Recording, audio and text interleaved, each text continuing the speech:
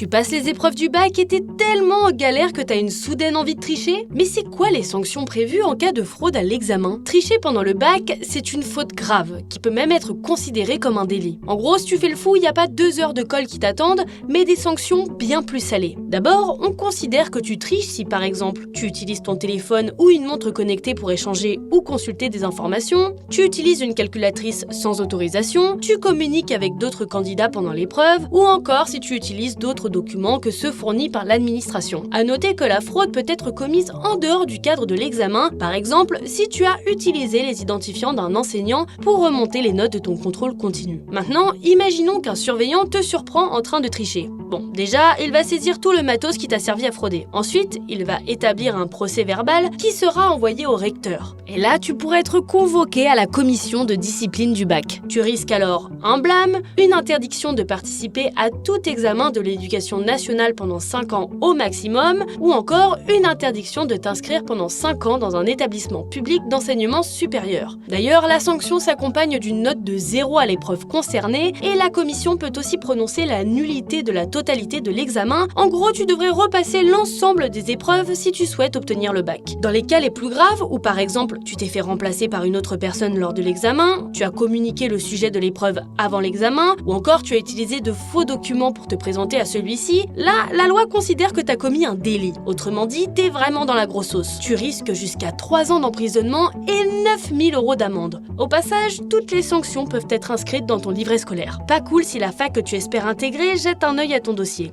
Alors, ça t'a coupé l'envie de tricher ?